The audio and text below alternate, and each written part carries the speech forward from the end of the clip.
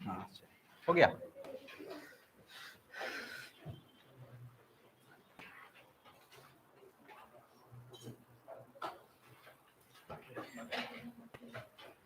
ये बड़ा नहीं होगा?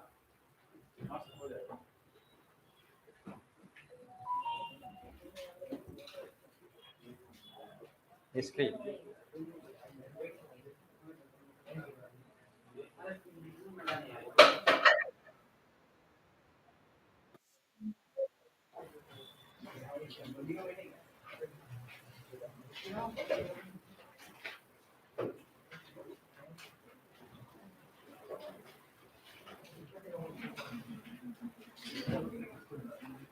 चलो सेंटर ऑफ मास ही कर रहे थे ना। सेंटर ऑफ मास में क्या क्या बातें हो गई थी? सेंटर ऑफ मास में क्या क्या बातें हुई थी? कुछ बातें हुई थी? कुछ पढ़े ही नहीं थे क्या हम? हाँ, और घर पे रहिए आप लोग, और क्या ऑनलाइन देखा था आपने? अच्छा वेरी गुड।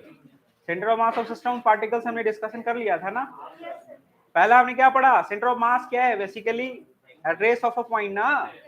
याद रखा, दिमाग में बैठा हुआ है ना बात? तो जब भी किसी का एड्रेस पूछा जाए तो सबसे पहले आपको क्या डिमांड करना था? Reference point. अरे क्लियर है? रेफरेंस पॉइंट पता करना है, कहां से बताना है कि सेंटर ऑफ मास का एग्जैक्ट एड्रेस ना। चलिए, हमने पहला कैलकुलेशन सीखा। कैलकुलेशन में कर रहे थे सेंटर ऑफ मास। फर्स्ट क्या था? Centre of mass of system of two particles हमने निकाला था, याद है आप लोग को? मुझे पता है आप लोग अच्छे बच्चे हैं ही, इस बात में तनिक शक तो है ही नहीं ना। याद है, अगर कोई मासी पार्टिकल है जिसका मास m1 है, दूसरा मासी पार्टिकल है जिसका मास कितना है? m2, इसके बीच का सेपरेशन क्या लेते थे हम लोग? d लेते थे। याद करो, centre of mass of system of two particles always lie on the line joining massive particles, in between massive particles and closer to that mass having higher magnitude। तो अगर सेंटर ऑफ मास निकाल रहे हैं यहाँ पे किसका? सिस्टम ऑफ टू पार्टिकल्स का चर्चा करते हुए, तो बताओ जरा, अगर मैं मान लेता हूँ यहां से आपको पता चला है सॉरी, सेंटर ऑफ मास यहाँ पे एक्स डिस्टेंस लिया, किससे? m1 से। तो x का वैल्यू आप लोगों को निकालने आता है ना? क्या था बोलिए? m2d upon what? m1 plus m2। याद रहेगा? अरे कोई प्रॉब्लम? अगर मैं मान लेता हूँ यही y डिस्टेंसेस को कंसीडर कर रहा हूँ, कहां से? किससे? m2 से। तो y का भी वैल्यू बता सकते हो आप। y का वैल्यू क्या हो जाएगा बालक लोग? m1d upon what? am I right? ये सारी बातें हुई थी। गुड। बताओ तो जरा, अगर यहाँ पे 2 kg का मास है और यहाँ पे 8 kg का मास है, सेंटर ऑफ मास कहाँ पे लाई करता? किसके पास? 8 kg वाले के पास। अगर इससे बताना हो तो इससे दूर होता ना। x का वैल्यू आप बता सकते थे ना, सेंटर ऑफ मास का डिस्टेंस क्या हो जाता बोलो? 8 इंटू सेपरेशन कितना दिया हो दोनों के बीच? कुछ दिया हुआ होगा ना। मैं मान लेता हूँ 80 मीटर दिया होता, तो फिर क्या होता बोलो? 8/2 प्लस 8 इंटू व्हाट? अरे क्लियर है ना? तो बता सकते हो कितना हो जाता? 64 मीटर। अरे क्लियर है ना? किसके करीब रहा? 8 kg के करीब या 2 kg के करीब? ये सब याद है, छोटा मोटा बात था, मैं बता चुका था ना। Very good very good. चलिए, centre of mass of system of n particles भी हमने पढ़ा था, याद है आप लोगों को? Centre of mass of system of n particles. मैं आप लोगों को बोला था कि प्रेफर करना किसके साथ जाने को? पोजीशन वेक्टर के टर्म में ना। Centre of mass of system of what? In particles. अरे किसके साथ जाना था रे डमरू लोग? पोजीशन वेक्टर के साथ ना। बहुत सारे पार्टिकल्स थे, m1 था, क्या था, m2 था, ये क्या है, m3 है, m4 है, बहुत सारे मासिव पार्टिकल्स थे। ऐसे करते करते मीन, और सबका अपना कुछ पोजीशन वेक्टर्स रहा होगा किसी रेफरेंस पॉइंट के रेस्पेक्ट में। मैं मान लेता हूँ यहीं पे हमने कंसीडर करा था रेफरेंस पॉइंट। तो ओरिजिन था, ये क्या था? एक्स एक्सिस, और ये क्या था? वाई एक्सिस, और ये क्या था? Z axis. एम आई राइट और नॉट? आप लोगों को पता है मैं R1 किसको बोल रहा था? याद है R1 किसको बोल रहे थे हम लोग? अरे यही था R1 ना। इस पॉइंट का कोऑर्डिनेट हमने माना था x1, y1, z1, एम आई राइट? m2 का कोऑर्डिनेट क्या था? x2, y2, z2। ऐसे ऐसे m3 का था ना कुछ, क्या था? x3, y3, z3। तो ऐसे ही nth पार्टिकल का पोजीशन वेक्टर अगर लिखना होता तो xn i cap plus yn j cap plus zn k cap, ये सब पता ही है ना। पोजीशन वेक्टर के टर्म में डील करने को बोला था कि जब भी हो तो पोजीशन वेक्टर के टर्म में डिस्कस करो इसको। r सेंटर ऑफ मास निकालना सिखाया था ना, position vector of centre of mass क्या था बताइए जरा? m1 r1 plus what, m2 r2 plus of what, m3 r3 plus dash dash dash up to what, mn rn upon sum of all masses of the system। am I right or not? अरे clear है डमरू लोग, बाबू लोग, याद है? कोई दिक्कत? उसके बाद हमने क्या निकालना सिखाया था? Centre of mass of system of n particles के बाद कंटिन्यूअस बॉडीज, यहीं पे थे ना?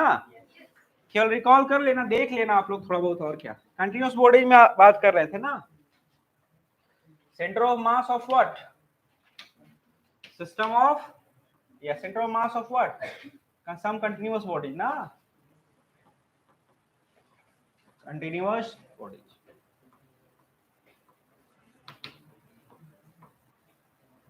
इसमें क्या करते थे आप लोग, याद है ना? फॉर्मूला जो लेते थे पहले, कोऑर्डिनेट कंसीडर करते थे, कोऑर्डिनेट कंसीडर करते थे पहले, या फिर कुछ उसके पहले और कुछ करते थे?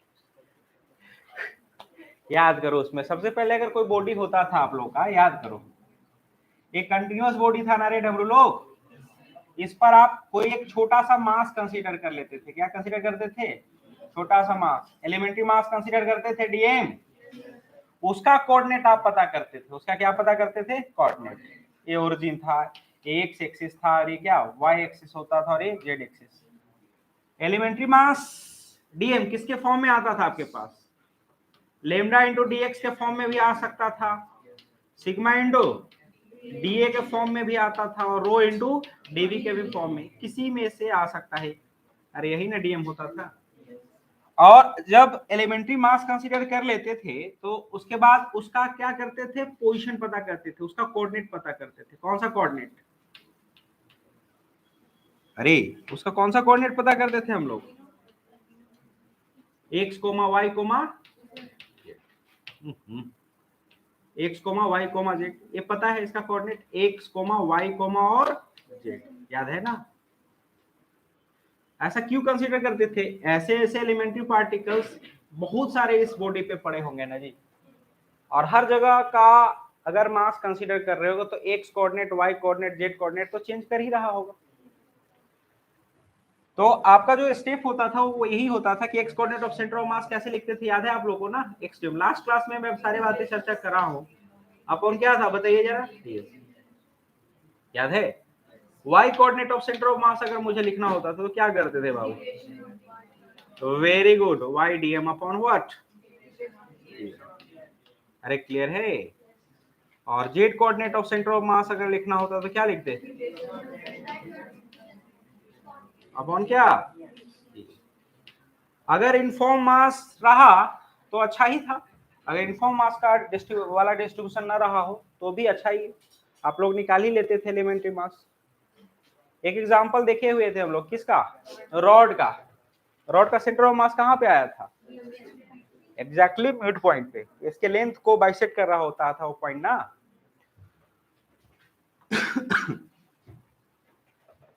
Centre of mass of inform rod, centre of mass of what? Inform rod. कुछ डिस्कशन करूंगा, फिर उसके बाद स्टैंडर्ड रिजल्ट लिखवा दूंगा, जरूरत है नहीं उस तरह से खास। एक रॉड है रे बालक, अगर ये इनफॉर्म रॉड है इसका मतलब क्या हुआ? मास का डिस्ट्रीब्यूशन कैसा था इसके ऊपर? इक्वल लेंथ में इक्वल मास का डिस्ट्रीब्यूशन है ना डमरू लोग, इसको डिराइव किए थे तो रिजल्ट क्या आया था? सेंटर ऑफ मास यही था ना।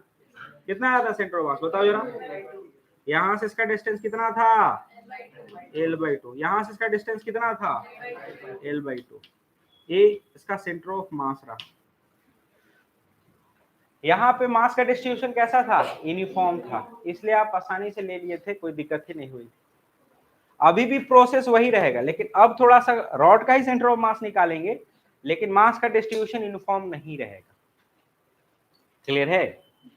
कुछ एग्जांपल्स मैं लेता हूं, इसको थोड़ा सा देखो, आगे बढ़ेंगे। मैं मान लेता हूं एक क्वेश्चन लिखो, तो find the center of mass of a rod. Find the center of mass of a rod of length L. Find the center of mass of a rod of length L whose mass density varies as lambda equals to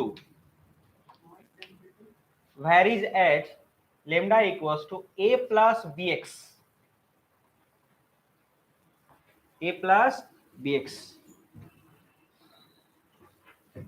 SI unit. A plus bx SI unit, where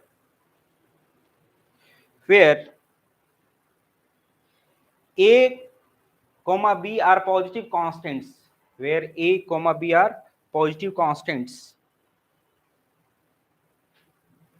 and x varies from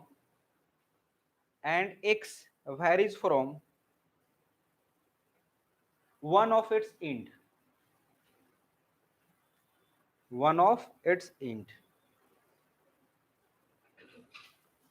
Am I right?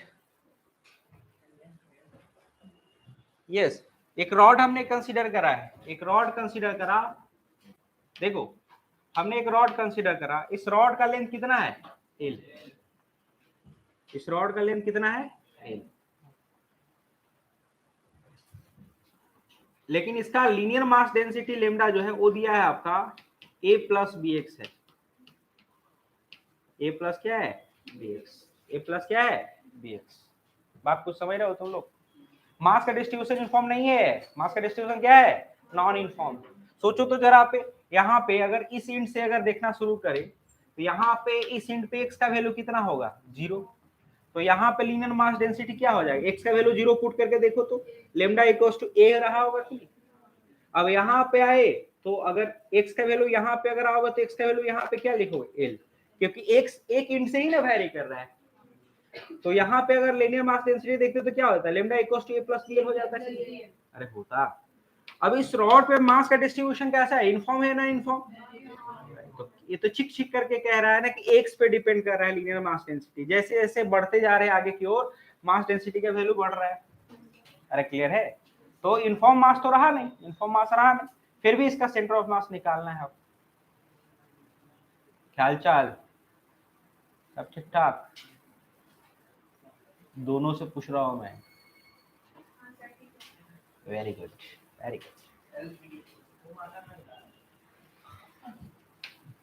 अब बताओ जरा, इस तरह के questions को जब भी करना हो तो स्टेप्स वही सारे रहेंगे, कोई खास स्टेप इसमें नया नहीं लगने वाला है। सबसे पहले आप क्या करते थे याद है? रेफरेंस पॉइंट कंसीडर करते थे। अरे कंसीडर करते हो? x इक्वल टू 0 यहीं पे मान ही लिए हो तो चलो इसी को मान लेता हूं रेफरेंस पॉइंट। यहां से आपको इसी इंड से बताना है। इसके अलोंग हमने क्या कंसीडर कर लिया? X axis. ये कौन सा एक्सिस है? X axis. ये क्या है आपका? ओरिजिन। और ये क्या है? Y axis.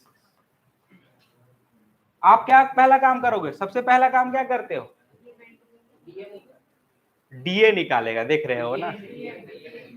डीएम निकालेगा। Very good. एलिमेंट्री मास का कैलकुलेशन करोगे तो एलिमेंट्री मास का कैलकुलेशन ऐसे ही कर लेना चाहिए, या कुछ तरीका भी है?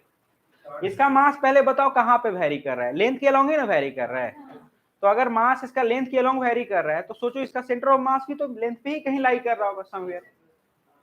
अरे मास इसका क्या मास जो इसका लेंथ के अलोंग वेरी कर रहा है कि नहीं कर रहा है? जो भी होगा तो सेंटर ऑफ मास भी इसी लेंथ पे लाई करेगा कहीं पे भी। तो मैं कंसीडर करता हूं, मैं मान लेता हूं यहां से कोई डिस्टेंस पे, कितना डिस्टेंस? यहां से x डिस्टेंस पे जा करके एक छोटा सा स्ट्रिप लेंथ, छोटा सा एलिमेंट्री लेंथ कंसीडर कर ले रहा हूं जिसका लेंथ कितना है? dx। अगर dx है तो इसका मास कितना होगा? dm मानते हैं हम लोग। अरे कोई प्रॉब्लम? कितना डिस्टेंस पे गए हो आप? एक डिस्टेंस पे जा करके एक छोटा सा मास कंसीडर करा जिसका मास क्या हमने लिया है dm। अरे कोई प्रॉब्लम है डब्ल्यू लोग, बात समझ में आ रहा है? अब बताओ क्या लिखते हो आप जब भी x coordinate of centre of mass ही लिखना चाहोगे ना यहाँ पे, क्योंकि सेंटर ऑफ मास तो एक्स एक्सिस पे ही लाई कर रहा है, तो x coordinate of centre of mass अगर आपको लिखना होगा तो फॉर्मूला क्या बता करके रखा गया है, x coordinate of centre of mass integration of what x DM upon क्या डीएम। अरे क्लियर है? बताओ तो डीएम निकालना पता है ना आपको, डीएम कैसे निकालते हैं आप लोग? याद करो, लेमडा पढ़ा कर रखा गया, लेमडा लीनियर मास डेंसिटी किसके बराबर होता है रेडम लोग? Dm upon dx. अरे है कि नहीं? लेमडा क्या कह रहा है, लेमडा का वैल्यू किसके बराबर है? A plus B x into क्या equal to what dm upon dx लिख सकता हूं मैं कि नहीं? तो यहां से बताओ जरा आप लोग, डीएम किसके बराबर हो जाएगा डब्ल्यू लोग? A plus B x into dx होगा क्या? यहाँ ए और बी पॉजिटिव कॉन्स्टेंट ही तो है, तो डीएम का वैल्यू हमने निकाल लिया, डीएम का वैल्यू हमने क्या किया निकाल लिया। चलिए आप यूज कर सकते हो डायरेक्ट इस फॉर्मूला को, यूज किए हैं लास्ट क्लास में भी। एक्स का value x will remain x, dm किसके बराबर रहा बोलो? A plus B x into what dx, यही तो डीएम है रे, अपॉन डीएम का वैल्यू क्या है a plus B x into what dx. यहाँ पे क्या वेरी कर रहा है, एक्स ही तो वेरी कर रहा है ना, ए और भी तो पॉजिटिव कांस्टेंट्स है। अब बताओ अगर एक्स वेरी कर रहा है तो पूरे रॉड को कवर करने के लिए एक्स का लिमिट कहां से कहां लोगे?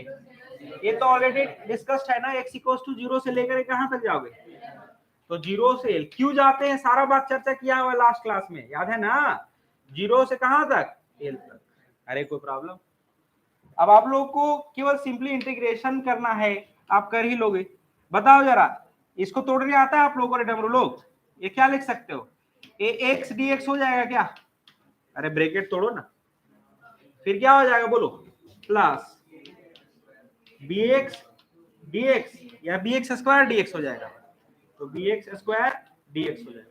Limit will be 0 to l, 0 to l upon, यहां पे भी देखो क्या लिखोगे इसको, ए डी एक्स लिख सकते हो, कहां से कहां रे बाबू?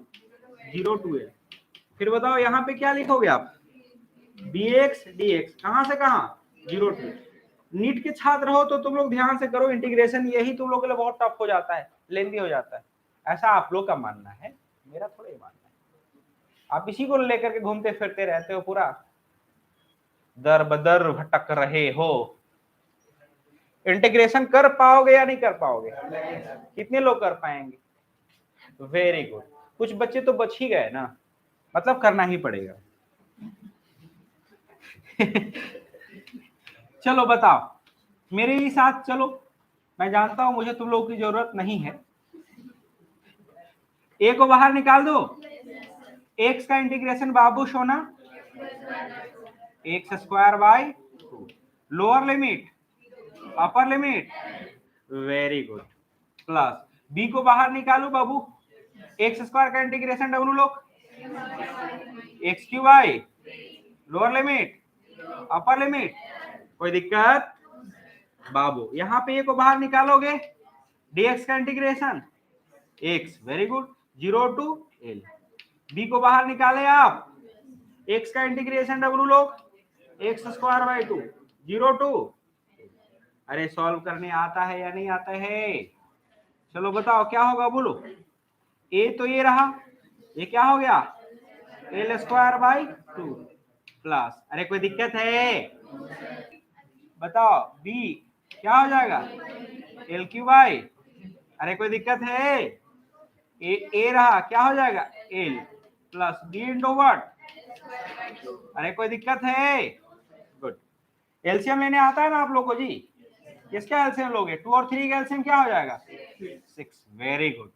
तो क्या हो गया 3al square plus 2bl cube upon, इसका एलसीएम 2 लोगे क्या हो जाएगा 2al plus bl square. Solve करने आता है इसको जी बाबू लोग तुम लोग को? बताओ जरा क्या होगा सॉल्व करने के बाद। 3al स्क्वायर आशीष आया है प्लस 2bl3, अरे हुआ अपॉन, बताओ जरा, ये 6 तो है ही, ऊपर 2 चला जाएगा ना, नीचे क्या लिखोगे बताओ, 2al प्लस bl। कंफर्म हो? अरे दिक्कत हो रही है क्या रे? अच्छा जी, 2 से 3 टाइम्स कट जाएगा क्या ये? बताओ, पूरा का पूरा बनवा ही लेना एकदम, छोड़ना भी मत। बताओ यहाँ पे एल कॉमन आएगा क्या? एल स्क्वायर कॉमन ले लो, एल स्क्वायर अगर कॉमन लोगे तो क्या बचेगा बाबू? 3a प्लस 2bl, अरे क्लियर है? अपॉन बताओ जरा, यहाँ पे 3 तो है ही, अरे 3 तो है ही, एल कॉमन ले लो क्या? एल कॉमन लो तो क्या बचेगा? 2a प्लस bl, क्या होगा? एल से एल उड़ जाएगा क्या? तो यहाँ आया एक L into what 3a plus of what 2bl upon क्या रे डमरू लोग? 3 into what 2a plus bl। इसको आप याद रख लोगे कि नहीं रख लोगे? टफ है क्या? लंबा गया क्या? रिजल्ट याद रखोगे क्या? रिजल्ट भी याद रखने की जरूरत नहीं, ये नहीं कि ए और बी वाले फॉर्मेट में रिजल्ट याद रखने का कोशिश करना, ऐसा कुछ करने की जरूरत नहीं। बात कुछ समझ में आया? छोटा सा है, कुछ खास तो है नहीं। दिख रहा है आप लोग को? दिख तो रहा ही होगा, नहीं दिख रहा है? एकदम दिख रहा होगा। अच्छा, बहुत छोटा हो गया क्या? अच्छा, एक मिनट रुकिए, आप लोग को मैं, अगर ये बड़ा लग रहा है तो मैं इसको शिफ्ट कर देता हूँ ऐसे।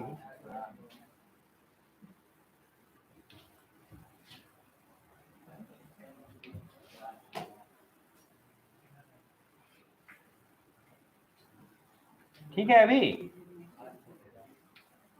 अब ठीक है कि गड़बड़ हो रहा है रे?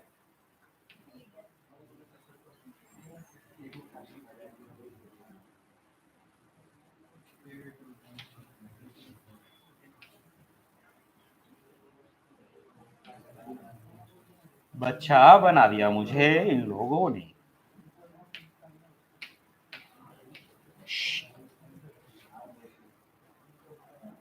बढ़ जा, बढ़ा रहे डमरू लोग। अब दिख रहा है? अब ठीक है? कॉपी कर लो।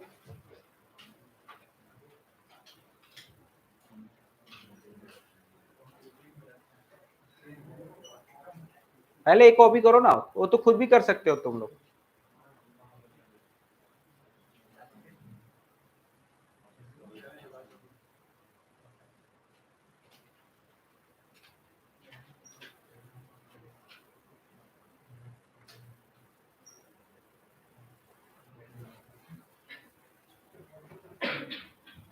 हो गया अजय?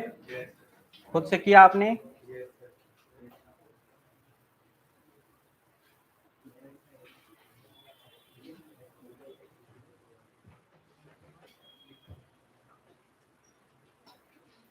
आदित्य भी आया है, वेरी गुड।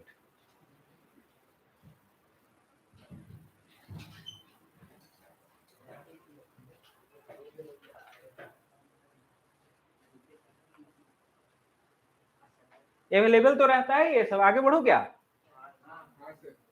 ये तो अवेलेबल है ही, वेद का टाइम क्यों बर्बाद करे? आदित्य अगले दिन से आएगा भी नहीं, आराम से सो करके देखते रहेगा क्या जी। अच्छा, ये बर्बाद होने का एक और इंतजाम तैयार है।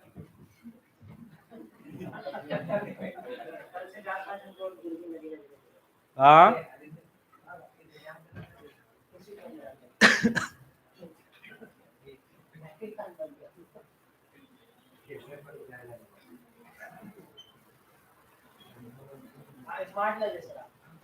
मैं वही देख रहा था कि मैं एज यूजुअल तो स्मार्ट हूं ही ना, लेकिन ऐसे ऐसे लोग मेरे बारे में चर्चा कर रहे हैं।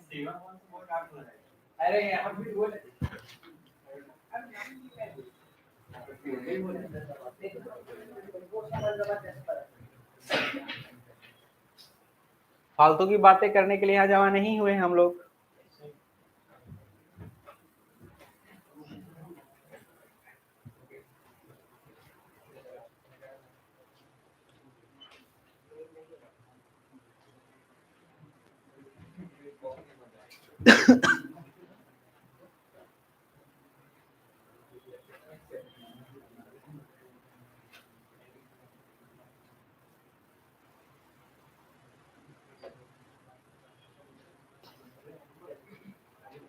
अरे हुआ रे डमरू लोग।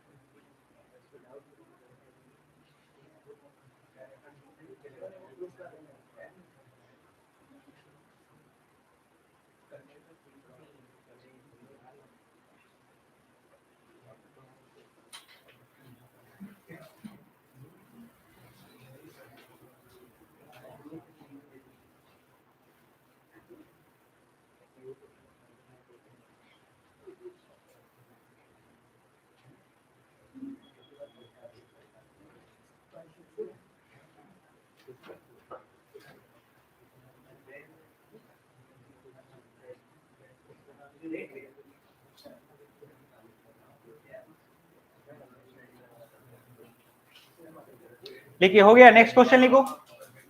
The density of a thin rod, the density of thin rod of length L, the density of a thin rod of length L varies with a distance x, varies with distance x, varies with distance x, varies with distance x from one of its end, from one of its end, from one of its end as rho equals to rho naught into x square upon L square. Rho equals to rho naught into what? X square upon L square. Rho equals to rho naught into x square upon L square. Am I right? Here rho naught is a positive constant. Rho naught is a positive constant. Calculate the position of center of mass. Calculate the position of center of mass. Center of mass का position बताना है। Options भी इस question का दिया हुआ है। 4l/3, 3l/4, 2l/3, l/3, 4l/3, 3l/4, 2l/3 and l/3.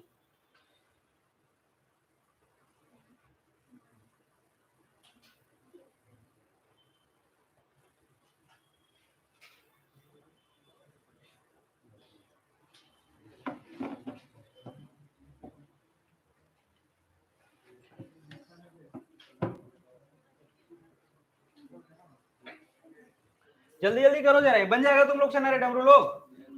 अरे बनेगा कि नहीं बनेगा फिर बताने की जरूरत है क्या? Should I do it? मैं करूं? देखो क्या करते हैं इसमें। वही रॉड है ना बालक, देखो जल्दी करो, टाइम वेस्ट नहीं करना है, मेरे साथ ही बनाओ। चलो, एक्स का वैल्यू यहाँ पे कितना था बोलो, यहां से स्टार्ट कर रहे हो। एक्स का वैल्यू कहां से? 0 से। इसी को ना ओरिजिन मानते हैं।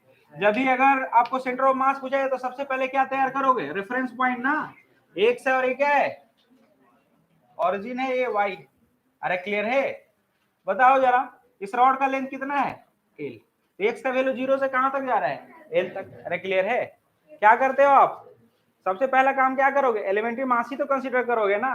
एलिमेंट्री मास कंसीडर करने के लिए क्या करोगे आप, कितना है पहले भी बताया जा चुका है, चूंकि रॉड का ही डिस्कशन हो रहा है अभी तक। तो आप क्या करोगे, एक्स डिस्टेंस पे जाकर के एक छोटा सा एलिमेंट्री स्ट्रिप लेते हो, ये एलिमेंट्री लेंथ, इस लेंथ को क्या नाम देते थे हम लोग, याद है आप लोग को ना, क्या देते थे बाबू, dx। और इसका जो मास होता था उसको क्या कंसीडर करते थे, dm। पहला काम क्या था आपका बताइए, पहला काम आपका dm निकालना था ना। dm किसके बराबर होता है, याद करो, dm अपॉन dx पढ़ा करके रखा गया लेमडा के बराबर की नहीं। तो dm किसके बराबर है बोलो, लेमडा इंटू dx। चूंकि देखो रो से दिया तो उसे कंफ्यूज मत होना, रो और लेमडा यहाँ सिमिलर ही है ना, केवल हाँ आ गया, वेरी गुड, जिनका है बहुत अच्छा है।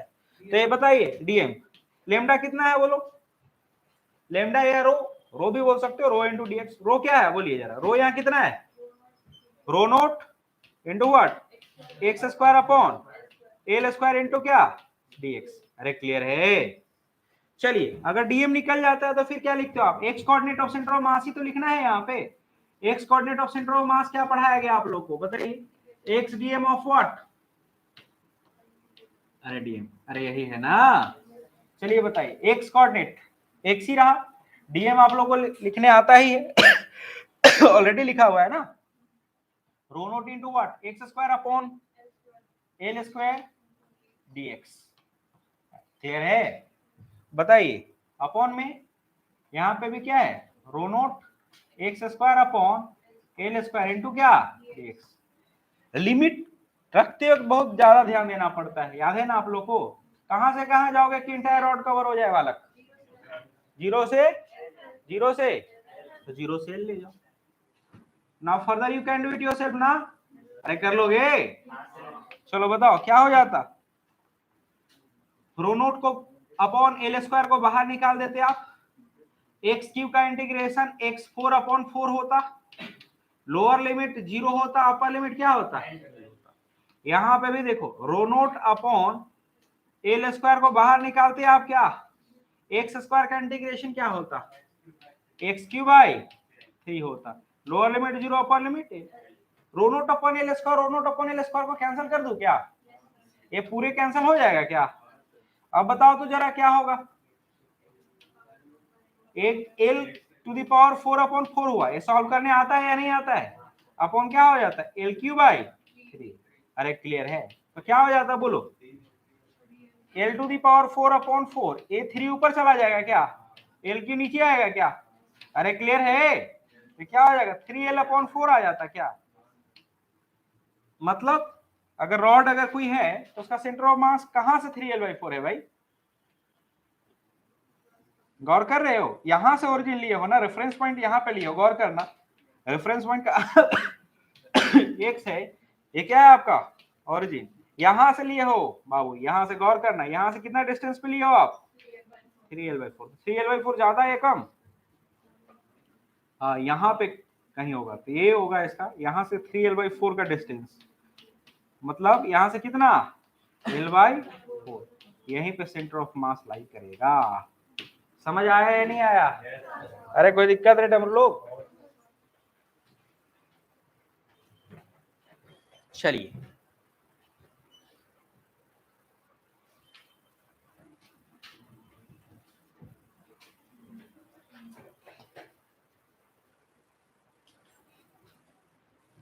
तो इस तरह आएगा ही आएगा, ये नीट का फेमस क्वेश्चन है ना, लीनियर मास डेंसिटी दे करके क्वेश्चन देगा ही जरूर, कभी 2 + 4x दे देता है, 2 + 5x दे देगा, कुछ ना कुछ देगा, ये क्वेश्चन अच्छा है, आप लोग का लेवल का ही है, ये देता है, श्योर देता है, इसमें हड़बड़ाइएगा नहीं ना, एकदम पैसेंसी वो करके इसको सॉल्व करना है, कैलकुलेशन में गलती मत कर जाना, गड़बड़ा जाता है लोग नहीं तो।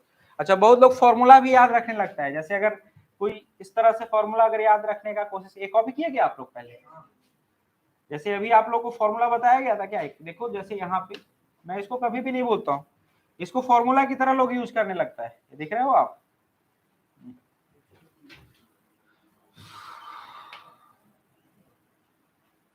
इसको ये है ना, ये जो रिजल्ट दिख रहा है आपको, ये फॉर्मूला की तरह लोग यूज करना शुरू करता है, मैं नहीं मानता हूँ कि आपको इसको फॉर्मूला की तरह याद रखने की जरूरत है, अगर याद रखिए तो अच्छा है, कोई दिक्कत भी नहीं है, नहीं समझ रहे हो क्या, नीट वाले बच्चे ऐसे भी हाथ तंग रहता है। ये फॉर्मूला याद हो गया क्या? एक बार बोल सकते हो क्या? L into 3A plus 2BL upon 3 into 2A plus BL। क्या फिर से बोलो एक बार जरा।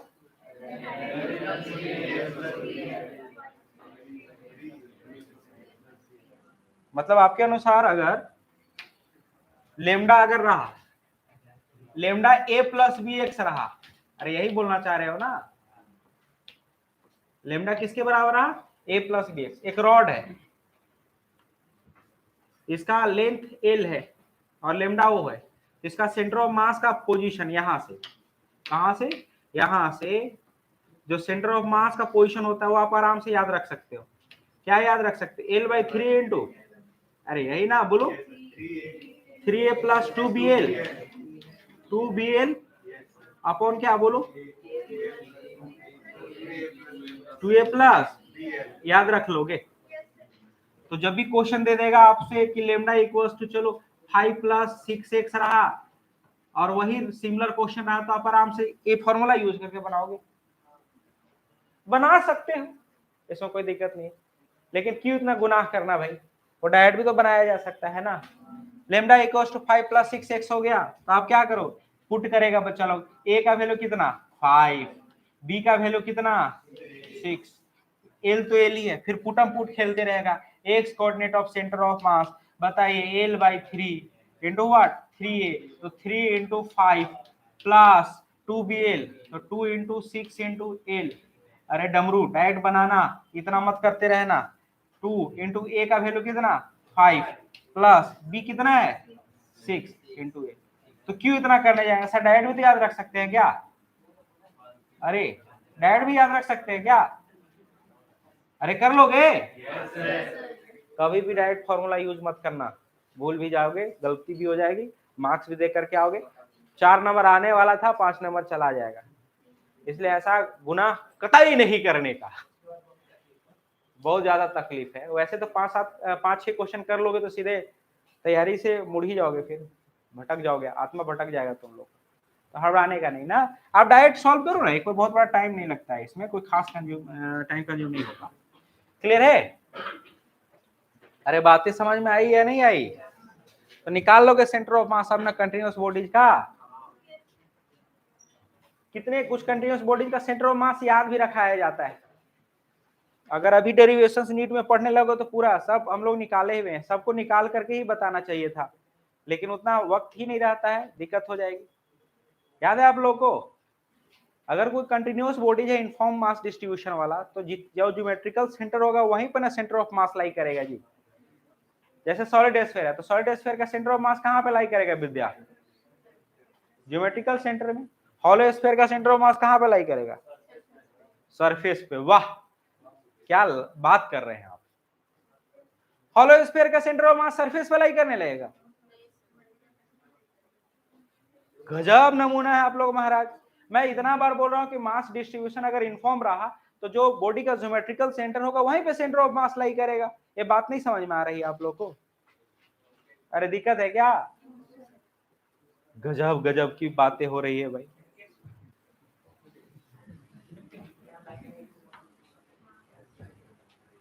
चलो ध्यान दो इधर।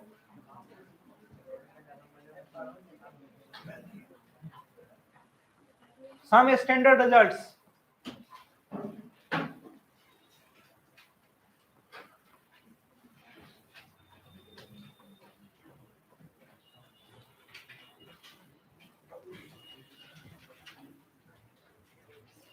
ध्यान से सुनना और अच्छे से समझते चलना।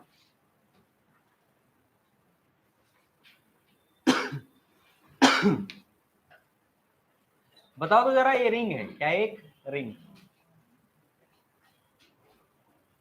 अब अगर ये रिंग है, रिंग का दो ही कैरेक्टरिस्टिक, सेंटर रहा होगा, एक रेडियस ना रे बाबू। रिंग पे बताओ तो कैसा मास डिस्ट्रीब्यूशन है, लेंथ पे या वॉल्यूम पे या सरफेस पे? लेंथ पे।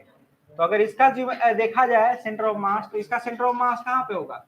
ज्योमेट्रिकल सेंटर पे। ठीक है, लिखते जाना, सीक्वेंस में मैं लिखवा रहा हूँ, समझना है। ये रिंग है, क्या है? रिंग। इसका सेंटर ऑफ मास कहाँ पे लाई करेगा? ज्योमेट्रिकल सेंटर पे। यही ना ज्योमेट्रिकल सेंटर है बालक। इसका सेंटर ऑफ मास कहाँ पे लाई करेगा? ज्योमेट्रिकल सेंटर पे। तो ये क्वेश्चन इसमें मतलब कोई खास बात तो है नहीं, लेकिन अगर इसी रिंग को काट दिया जाए, दो बराबर भाग में बांट दिया जाए, तो सेमी सर्कुलर रिंग का सेंटर ऑफ मास कहाँ पे लाई करेगा? ये रिंग है। अब ये क्या हो गया? यहाँ पे गौर करो, ये सेमी सर्कुलर रिंग है। कौन सा है? सबका डेरिवेशन होता है, और मैं सबका डेरिवेशन बताऊंगा जेई बैच में। इस बैच में नहीं, नीट वाले बैच में किसी का डेरिवेशन जरूरत नहीं है। अगर बोलोगे तो मैं डिराइव कर दूंगा सब। जेई वाले बैच में सबका डेरिवेशन होगा, निश्चित रहिए आप। तो जिनको अटेंड करना होगा कर लेंगे। और क्या है? ये एक्स है और ये क्या है? एक्स डैश, और ये क्या है? वाई, और ये वाई डैश। इसका सेंटर ऑफ मास कहां से लाई करेगा? याद रखो, इसका सेंटर ऑफ मास ऑब्वियस ही बात है, देखो मास का डिस्ट्रीब्यूशन जितना इधर है उतना ही इधर है। इसका जो सेंटर ऑफ मास होगा तो पता चल ही जाता है बाई सिमेट्री की किस पे लाई करेगा? वाई एक्सिस पे लाई करेगा। यहां से इसका जो डिस्टेंस होगा वो होगा 2r/पाई। कितना होगा? 2r/पाई। इस डेरिवेशन से सारा रिजल्ट आता है, निश्चित रहिए आप इसको याद रख लेना है। तो अगर इसका बोला जाए कोऑर्डिनेट क्या होगा, तो y coordinate of centre of mass क्या रहा है इसका? 2r/पाई। x coordinate of centre of mass क्या होगा? तो 0। कोई पूछ रहा है? अरे याद है? एकदम बच्चा जैसा तो लिख रहा हूं। इस रिजल्ट को लिखिए आप लोग जल्दी जल्दी। ए रिंग है, ये वाला क्या रहा? Semi circle ring, semi circular ring है। कौन सा रिंग है ये? Semi circular ring. पहला रिजल्ट है, एक ही साथ लिखोगे तुम लोग, अलग अलग नहीं लिखोगे। किताब कैसे लिखता है उससे मुझे मतलब नहीं है, जो मैं लिखवा रहा हूँ उस वैसे ही तुम लोग कॉपी करोगे। अरे क्लियर है? गुड, वेरी गुड, कॉपी करो।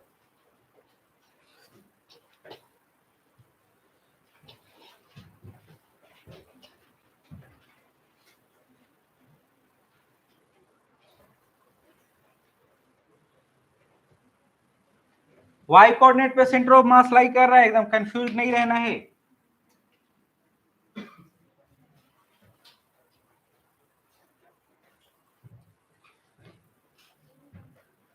हॉलो स्फीयर का कहां पे रहता है रे?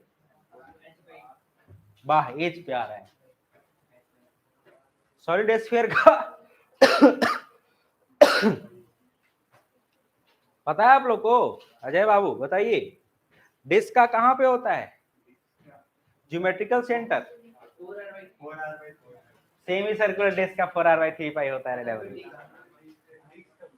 डिस्क का ज्योमेट्रिकल सेंटर पे सेमी सर्कुलर डिस्क, प्लेट या डिस्क बोलोगे, उसका ना होता है 4r/3 पे। पहला रिजल्ट लिख लिया आप लोग? अरे क्लियर है? ये फर्स्ट रिजल्ट आपको अच्छे से याद रखना है।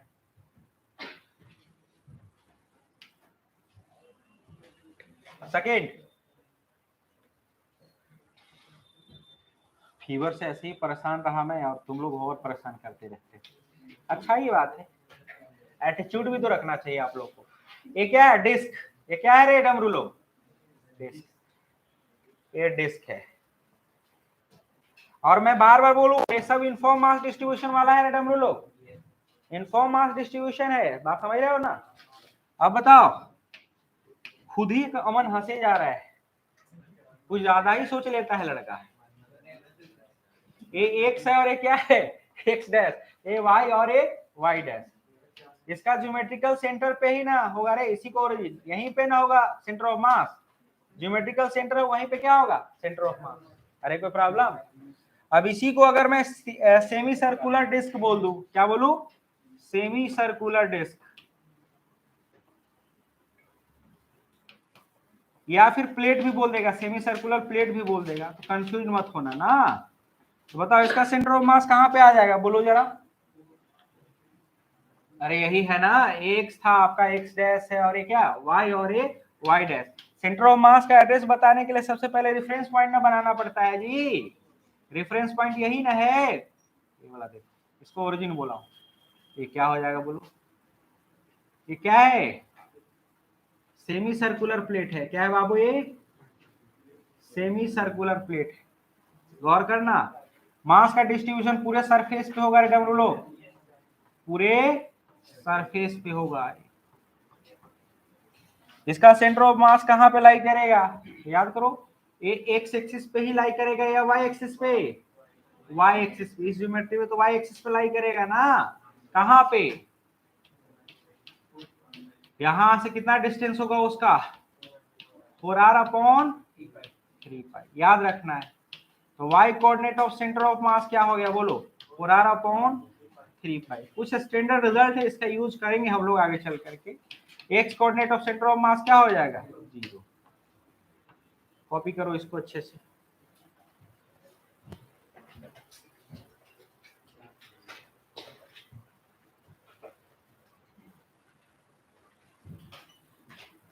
क्लियर है? कुछ और स्टैंडर्ड रिजल्ट होता है, याद है आप लोग को?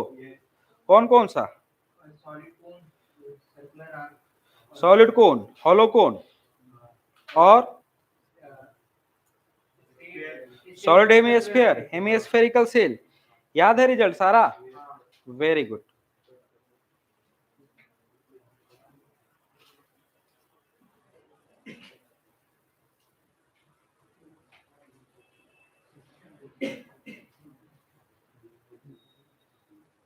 हेमिस्फेरिकल सेल का कितना होता है रे बालक?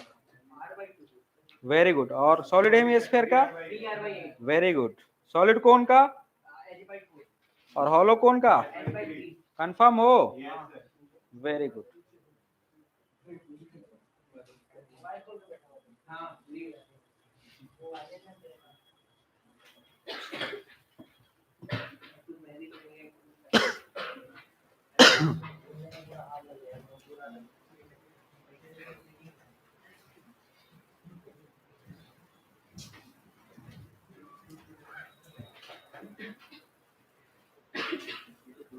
जिंदा रहोगे?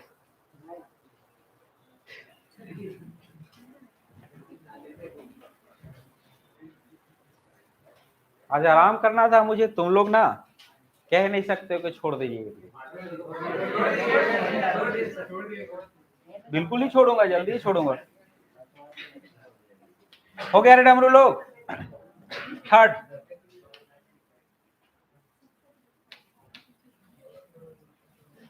बताओ। ए है हॉलो स्फीयर, क्या है? हॉलो स्फीयर या हेमी स्फेरिकल सेल बोल सकते हैं, क्या बोल सकते हो? स्फेरिकल सेल ना। ये क्या है? स्फेरिकल सेल, स्फेरिकल सेल डमरू, स्फेरिकल सेल। बताओ इसका सेंटर ऑफ मास कहां पे होगा? एक्स है और एक है एक्स डैश, ए वाई और वाई डैश। रेफरेंस पॉइंट यही मान लिया ना रे डमरू, तो यही ना सेंटर ऑफ मास है इसका। लेकिन अगर हेमी स्फेरिकल सेल बोल दूं तो, हेमी स्फेरिकल सेल बोलूं तो सेंटर ऑफ मास कहां पे होगा? अरे जल्दी बोल भाई, पता चल रहा है क्या? हेमी स्फेरिकल सेल बोल रहे हो, क्या बोल रहे हो आप? Hemispherical shell. अरे यही ना होगा हेमी स्फेरिकल सेल डमरू, हेमी स्फेरिकल सेल यही रहा। तो कहां पे इसका सेंटर ऑफ मास लाई करेगा? वाई एक्सिस पे। एक्स बोल रहे हो, ये एक्स डैश है और ये क्या है? वाई और ये वाई डैश। ये क्या है? ओरिजिन। कितना डिस्टेंस पे? हाँ, यहां से r/2 डिस्टेंस पे। कितना डिस्टेंस पे? r/2 distance. अगर इस पॉइंट का कोऑर्डिनेट लिखना चाहोगे तो क्या लिखोगे बोलो? X coordinate of centre of mass कितना रे डमरू? 0। Y coordinate of centre of mass कितना? r/2। और z coordinate of centre of mass की क्या लिखेंगे? 0। अरे कोई दिक्कत? ये 3D ऑब्जेक्ट है ना रे डमरू, इसलिए एक्स वाई जेड तीनों बता देना है। अरे क्लियर है? याद रहा? गुड, कॉपी कर लो इसको।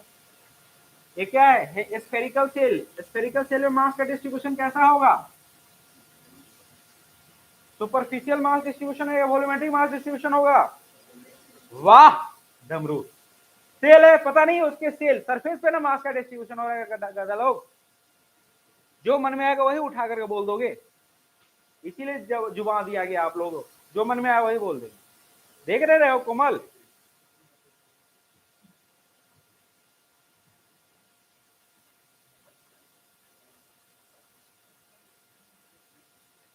अभी तुरंत उठा करके मैं खड़ा करके पूछूंगा सारा बात।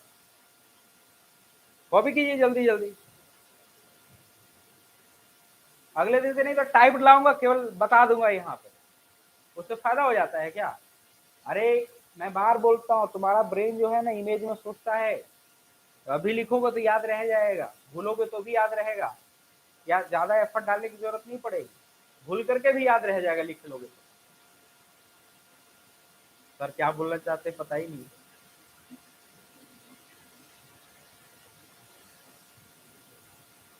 भूल कर जो रिजल्ट याद रखा जाए उसको ही ना बाजीगर बोला जाता है।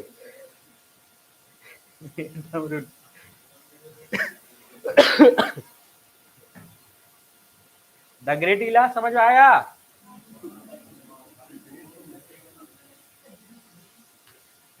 चलिए फोर्थ, सॉलिड स्फीयर रहता है डमरू लोग, क्या रहता? Solid sphere. ये क्या है? Solid sphere. तो सॉलिड स्फीयर का कहां पे सेंटर ऑफ मास लाई कर रहा है बताइए जरा। सॉलिड स्फीयर का सेंटर ऑफ मास कहां लाई करेगा?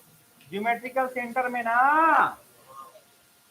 अरे यही ना लाई करेगा, ज्योमेट्रिकल सेंटर यही ना है। एक्स है, एक्स डैश है, वाई और ये वाई डैश है।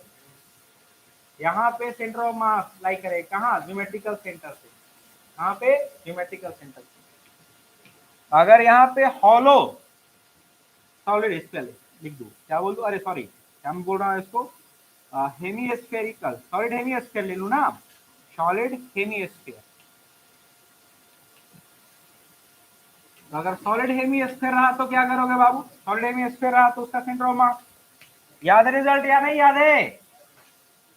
नहीं याद है, वेरी गुड। नहीं याद है तो अच्छा बात है। कितना डिस्टेंस पे है बताइए? कहां से 3r/8? जीरो से। अरे सेंटर से रे, सेंटर से कितना डिस्टेंस पे बालक? 3r/8। देख रहे हो यहाँ से यहाँ ये वाला जब डिस्टेंस हो क्या हो गया बोलो? 3r/8। सेंटर से ना, इसका एक्स कोऑर्डिनेट कितना होगा? अभी तो रिजल्ट तुरंत मैं पूछूंगा सबसे। X coordinate of centre of mass 0, y coordinate of centre of mass कितना? 3r/8। और z coordinate of centre of mass कितना? अरे डब्लू लोग कितना रे? कंफर्म हो ना? कहां से 3r/8? तो सेंटर से। ये देखो ये जो डिस्टेंस है वही क्या है? 3r/8। बातें कुछ समझ में आई या नहीं आई? ये सॉलिड हेमीस्फीयर है, मास का डिस्ट्रीब्यूशन कहां पे होगा? पूरे वॉल्यूम में। मास का डिस्ट्रीब्यूशन कहां पे होगा? पूरे वॉल्यूम में। अरे कोई दिक्कत? टाइम पास अच्छे से हो रहा है? रिजल्ट याद रहेगा? Very good. जो कंटिन्यूअस बॉडी है इनफॉर्म मास डिस्ट्रीब्यूशन वाले इन जनरल, उसका centre of mass geometrical centre पे ही लाई कर रहे हैं। अब उसको हम लोग क्या कर रहे हैं? तोड़ रहे हैं, दो बराबर भाग में तोड़ रहे हैं, तो सेंटर ऑफ मास चेंज तो कर ही रहा है ना। याद रखना है आप लोग।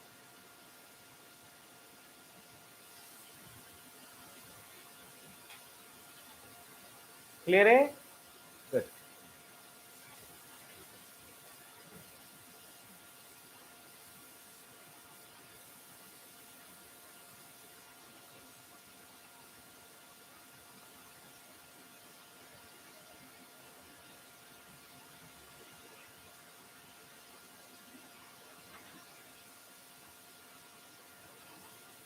हो गया? गुड। चलिए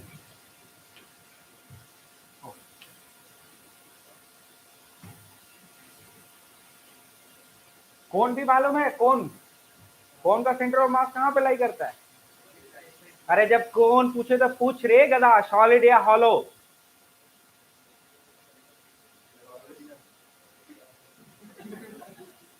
बस शुरू हो जाता है एकदम, हाँ हूँ।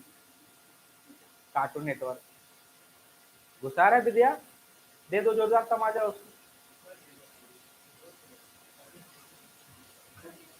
अरे क्लियर है? चलिए पॉइंट नंबर 5 है ना ये। बताइए कौन कौन देखे हो रे बाबू लोग, डबरू लोग? ला, कौन भी नहीं देखा इन लोग। आइसक्रीम खाया हो कि नहीं? तो बिना क्रीम वाला जो कॉर्न है वही ना कौन है रे। और वो कौन कौन सा है? हॉलो कौन। कौन सा कौन है? हॉलो कौन। हाँ मैं तो सब चीज खिलाते ही रहता हूँ तुम लोग।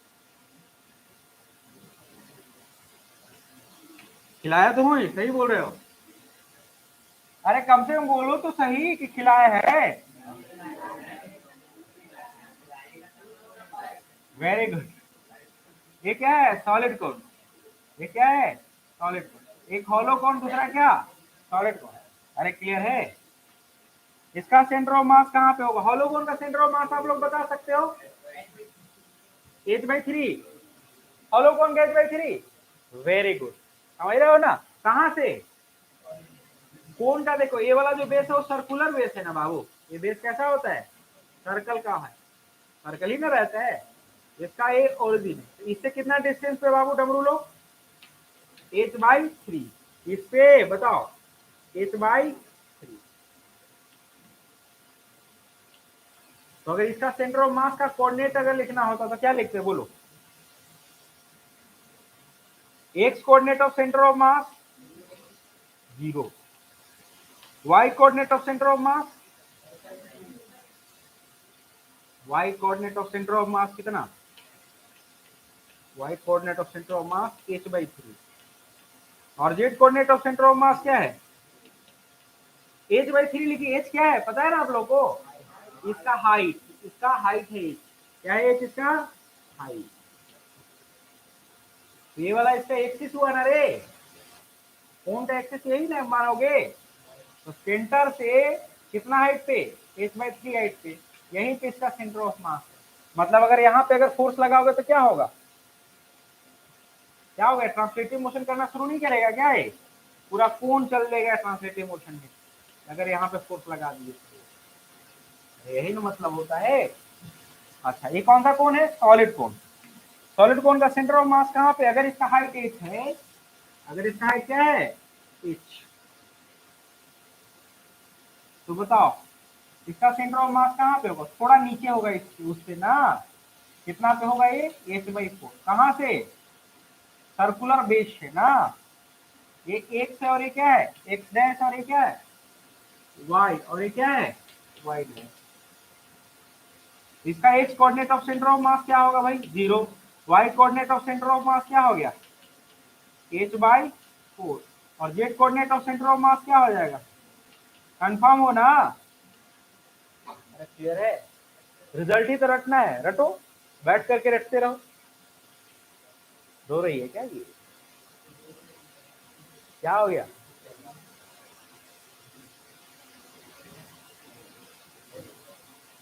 घर पे ही पैसा दे करके बैठ करके देखा करो।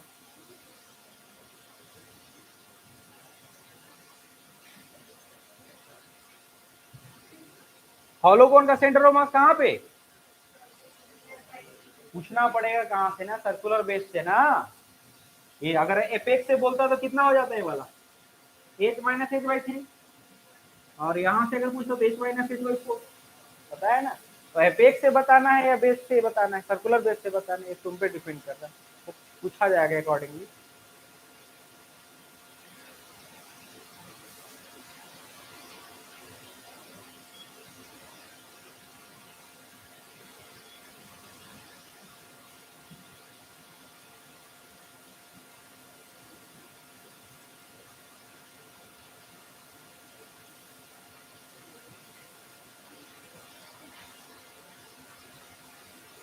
मुस्कान पिट जाओगे, एकदम पिटोगे आप, और अच्छा खासा पिटाई होगी आपकी।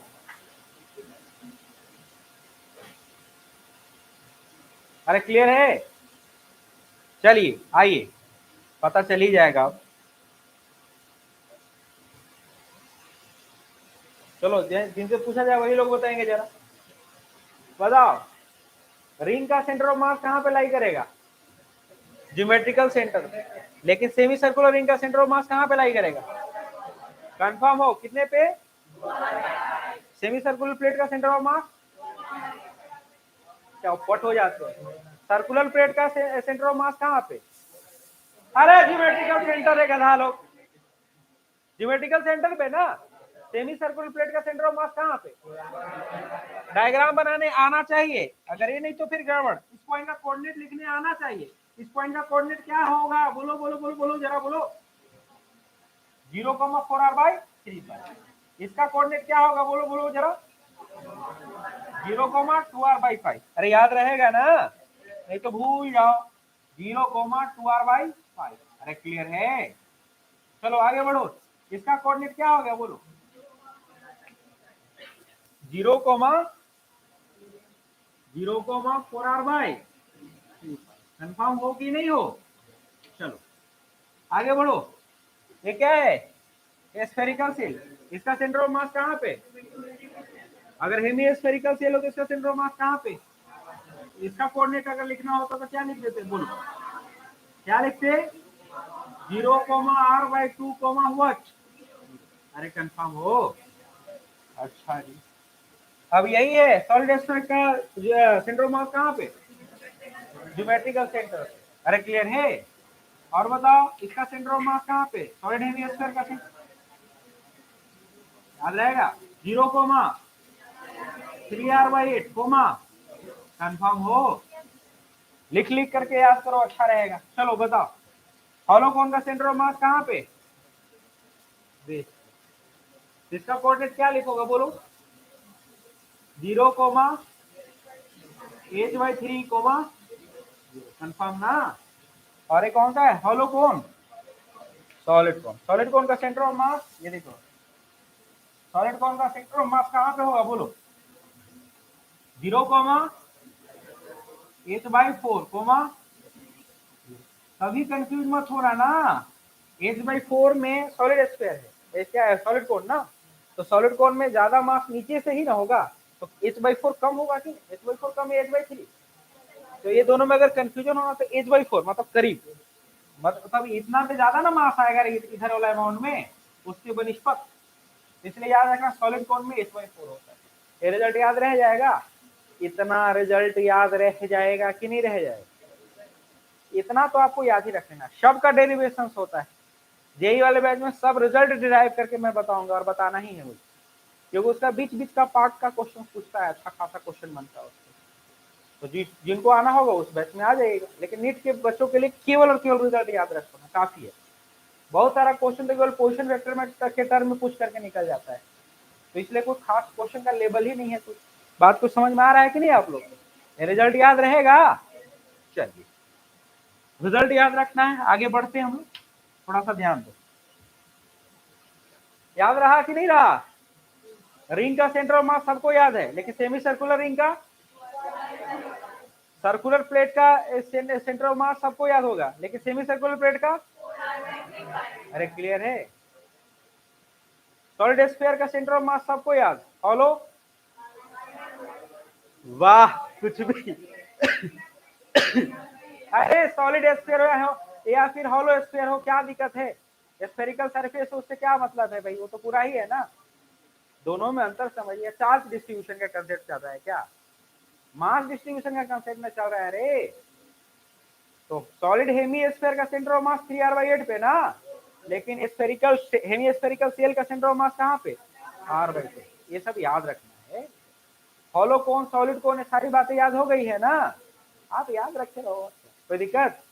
अच्छा इसमें कोई ट्रिक वगैरह मत देना, मतलब ट्रिक मत बनाने लगना तुम लोग।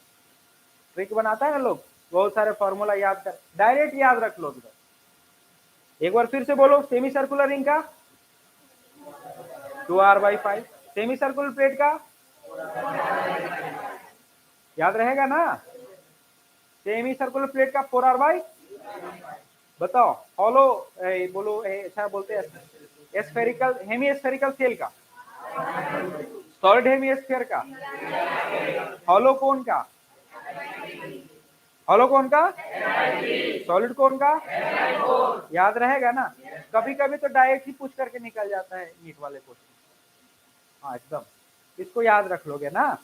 चलिए अब देखो, हम लोग पढ़ रहे थे calculation of centre of mass ही पढ़ रहे हैं हम लोग। क्या पढ़ रहे हैं? Calculation of centre of mass. देखो calculation of centre of mass in terms of area, calculation of centre of mass in terms of area. Area कहां पे कंसीडर करते हैं बाबू लोग? लैमिना के फॉर्म में। किस, कहां पे? लैमिना का फॉर्म में। रिजल्ट याद रखे रहे ना? उस रिजल्ट का एप्लीकेशन भी बताऊंगा बहुत जगह, you have nothing to worry about that ना, लेकिन कुछ बात याद रखना है। जैसे देखो सुनो मैं मान लेता हूं जैसे अगर कभी इस तरह का क्वेश्चन पूछा जाए आपसे कि जैसे एक बोल दिया यहाँ पे कि ये दे दिया स्क्वायर प्लेट दे दिया, क्या दे दिया ये स्क्वायर प्लेट, इस तरह का क्वेश्चन पूछा जाता है। इस स्क्वायर प्लेट का साइड लेंथ कितना है एल, क्या है साइड लेंथ एल, और इसके टच में एक सेम डायमीटर का जितना लेंथ है उसका उसी डायमीटर के सर्कुलर प्लेट हमने रख दिया, क्या रख दिया, हो सकता है डेंसिटी सेम दे डेंसिटी अलग दे तो भी कोई दिक्कत नहीं होना चाहिए। आप लोग बोल देगा ये डायमीटर इसका क्या है, इसका डायमीटर कितना है एल, तो डायमीटर अगर एल हो गया तो ये वाला कितना, इसका रेडियस कितना हो जाएगा एल बाई, बोल देगा कि इसका सेंटर ऑफ मास निकाले। तो जब भी पूछा जाएगा इसका सेंटर ऑफ मास निकालो तो आप डिमांड वही करो कि मुझे रेफरेंस पॉइंट दो, कहाँ से बताना सेंटर ऑफ मास, अरे वही ना देगा, वो कहीं से भी दे सकता है। मैं मान लेता हूँ अगर एक कंटिन्यूस बॉडी है तो इसका ज्योमेट्रिकल सेंटर पे ही ना लाई करेगा सेंटर ऑफ मास रे सेमीसर्कुलर प्लेट का, इसका सेंटर ऑफ मास यहाँ पे लाई करेगा, कहाँ पे लाई करेगा यहाँ पे, और इसका सेंटर ऑफ मास भी कहाँ पे लाई करेगा, इसका जो सेंटर है वहीं पे ना सेंटर ऑफ मास लाई करेगा। तो अगर रेफरेंस पॉइंट कुछ बोल देता है आपसे, अगर रेफरेंस पॉइंट बोल दिया कि चलिए ठीक यहाँ से ले लीजिए आप, ऐसा कीजिए ये रेफरेंस पॉइंट दे रहा हूँ मैं आपको, इसको ओरिजिन मान लो आप, ओरिजिन इसको क्या मान लो एक्स और इसका सेंटर ऑफ मास निकालो, तो कंफ्यूज नहीं होने का। पोजीशन वेक्टर के टर्म में भी centre of mass of system of two bodies पढ़ाया हो कि नहीं, अरे पढ़ाया गया है कि नहीं पढ़ाया गया, बहुत ही क्वेश्चन आसान होगा इस तरह का। अभी मैं थिकनेस वगैरह सेम डेंसिटी वगैरह सेम कुछ भी चर्चा नहीं किया हूँ, मैं कुछ चर्चा किया ही नहीं। लेकिन आप बताओ अगर इसका मास m1 होता, सोच करके देखो इसका मास क्या होता m1 होता और इसका मास क्या होता m2, तो बताओ इसका सेंटर ऑफ मास मुझे पता है, अरे इसका सेंटर ऑफ मास कितना है बताओ जरा, इसका सेंटर ऑफ मास क्या होगा बोलो यहाँ से l/2, 0 रे, अरे होगा कि नहीं होगा। और इसका कोऑर्डिनेट अगर पूछा जाए तो ये भी तुम बता सकते हो, ये वाला l हो गया, ये वाला l, तो ये 3l/2 नहीं हो गया, यहाँ से यहाँ l है a और ये वाला l/2, तो 3l/2, 0 नहीं हुआ, अरे होगा तो। थिकनेस का अभी जिक्र भी नहीं, डेंसिटी का जिक्र नहीं, मैं डेंसिटी सेम भी मान करके बनाऊं अभी, तो डेंसिटी अलग भी मान करके बनाऊं, अकॉर्डिंगली डिस्कस करूंगा अभी। आप क्या करते हैं, सेंटर ऑफ मास पढ़ाया गया, centre of mass of system of two bodies क्या पढ़ा के रखा हूं मैं, याद है आप लोगों को ना, r coordinate of centre of mass मतलब position vector of centre of mass क्या पढ़ाया गया बोलो, m1 r1 plus what m2 r2, अरे पढ़ाया गया है कि नहीं, अपॉन क्या m1 प्लस, अरे कोई प्रॉब्लम बताओ। अगर मास लिखना होगा तो मास पढ़े हो आप सिग्मा के टर्म में, सिग्मा सरफेस मास डेंसिटी, ये मास पर एरिया होता है कि नहीं होता, अरे होता है कि नहीं होता। तो मैं मान लेता हूँ इसका एरिया, अभी कंफ्यूज मत होना, मैं कोई सॉल्व नहीं कर रहा हूँ इसको, केवल देखो ना ध्यान से। आप बताओ जरा इसका मास हमने क्या ले लिया, इसका मास m1 है मान लिया, और इसका मास क्या m2, और इसका एरिया, एरिया हमने क्या कंसीडर करा, इसका एरिया मैं मान लेता हूँ a1, इसका एरिया क्या मैं मान ले रहा हूँ a1, और इसका एरिया क्या है a2। तो आप सिग्मा 1 नहीं लिख पाओगे जी, मास m1 अपॉन a1 यही ना सिग्मा 1 होगा, यहाँ पे सिग्मा 2 नहीं लिख पाओगे आप, क्या हो जाएगा बोलो m2 अपॉन a2, मास पर एरिया ही ना सिग्मा 2, अरे बोलना भाई है कि नहीं है, ऐसा बात समझ में आता है ना। तो अगर यहाँ पे m1 के जगह अगर मुझे लिखना होता तो क्या लिख देते बताओ जरा, सिग्मा 1 a1 r1 लिखते क्या, प्लस क्या हो जाता सिग्मा 2 a2 r2 अपन क्या लिखते बोलो, सिग्मा 1 a1 प्लस क्या सिग्मा 2 a2, 3 के लिए भी रहता तो ऐसे ही लिखते कि नहीं लिखते, लेकिन 2 काफी है, मोर देन सफिशिएंट है, पूछा जाएगा, कोई दिक्कत है। अब बताओ अगर सिग्मा 1 और सिग्मा 2 अगर बराबर आता तो एक कोऑर्डिनेट एरिया के टर्म में तो लिखना सीख है कि नहीं लिखना सीख है, अरे लिखना सीख है कि नहीं। और सोचो अगर दोनों का सरफेस मास डेंसिटी भी सेम होता, इफ सिग्मा 1 इक्वल टू क्या हो जाता सिग्मा 2, अगर होता तब, अगर नहीं है तो फिर जनरल है, कोई दिक्कत नहीं, एरिया के टर्म में बात कर लेंगे। अगर होता तो क्या करते, r coordinate of centre of mass लिखते, तो सिग्मा और सिग्मा बराबर है, मतलब एक किसके बराबर सिग्मा के बराबर, तो क्या लिखते बोलो, sigma a1 r1 plus what sigma a2 r2, अरे लिखते क्या, अपॉन में क्या लिखते बोलो, सिग्मा A1 प्लस सिग्मा, लिखते कि नहीं?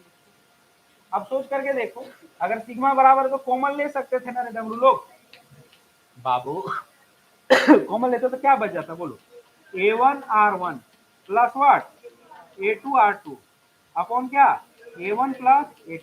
अब एरिया के टर्म में आ गया कि नहीं आ गया? तो सेंटर ऑफ मास किसके टर्म में लिखना सीख गए हम लोग, एरिया के। सेंटर ऑफ मास किसके टर्म में लिखना सीख गए, एरिया के। लेकिन ये तो पता होना चाहिए कि ये एरिया कब लिख रहे हैं, एरिया के टर्म में केवल कब एक्सप्रेस कर पा रहे हैं। अगर डेंसिटी सेम रहता तब ना, अगर सरफेस डेंसिटी जो है अगर अलग अलग रहता तो जनरल फॉर्मूला तो यही नहीं रहता। तो ये मोस्ट इंपॉर्टेंट रिजल्ट तो यही रहने वाला।